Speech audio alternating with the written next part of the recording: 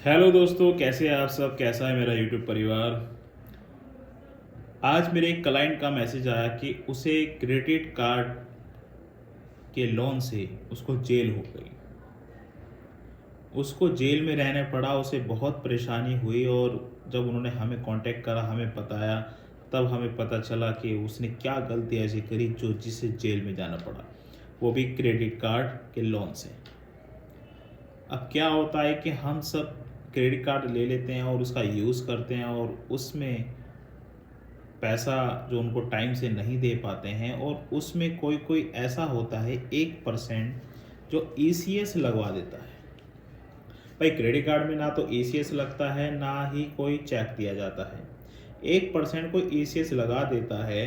अगर वो by चांसली bounce हो जाता है ईसीएस, तो उस पर नोटिस आना स्टार्ट हो जाता है। वो केस कोर्ट में कर देते हैं, कोर्ट में उन्हें समन आ जाता है। समन तो वो ले लेते हैं, वो कोर्ट में हाजिर नहीं होते। फिर उनके खिलाफ बीडब्ल्यू बेलेबल वारंट इशू हो जाते हैं, वो फिर भी कोर्ट में नहीं जाते हैं। फिर उनके ऊपर एनपीडब्ल्यू वारंट इशू हो जाते हैं। एनपीडब्ल्यू तो सोच लिए अरेस्ट वारंट है। अगर एनपीडब्ल्यू आपके खिलाफ हो गए हैं तो इसका मतलब आपको पुलिस पेश करने वाली है कोर्ट में।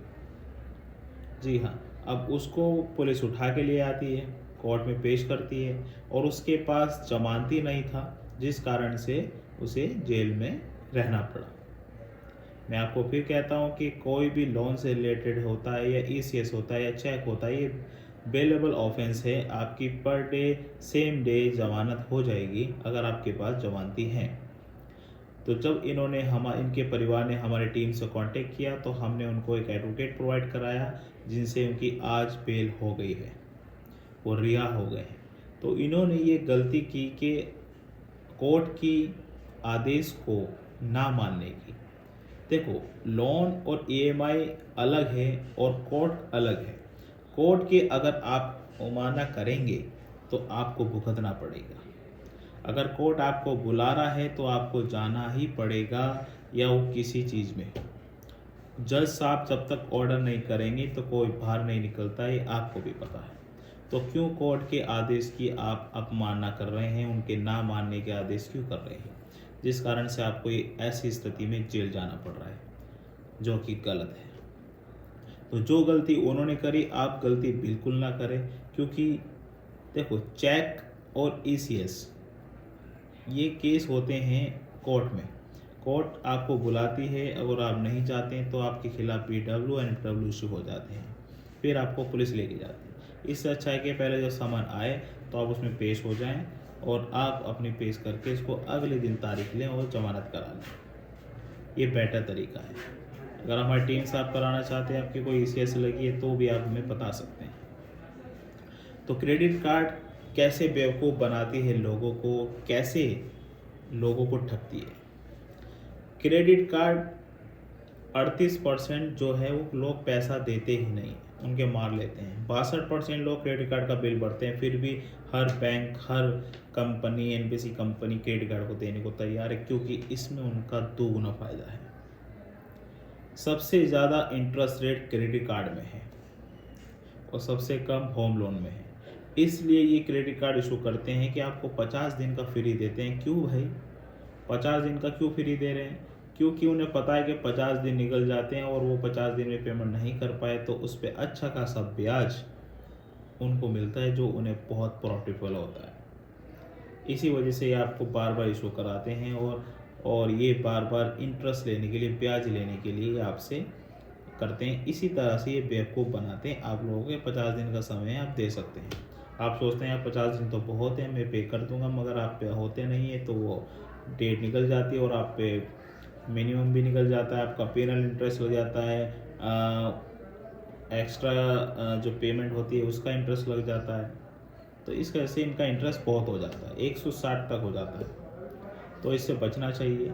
आज तक मेरे हिसाब से किसी में क्रेडिट कार्ड में कोई जेल नहीं गया था, मगर ये पहला केस है जो जेल में गए हैं। कुछ गलतियां हैं जो इन्होंने करी है, तो आप लोग बिल्कुल ना करें, क्योंकि क्रेडिट कार्ड में ना तो एसीएस लगता है और ना ही चेक दिया जाता है। सबसे पहली बात, अगर आपके साथ कोई मांगता है तो आप बिल्कुल भी ना लगा के दें इसमें एसीएस और चेक, क्योंकि आपको आगे परेशानी हो सकती है।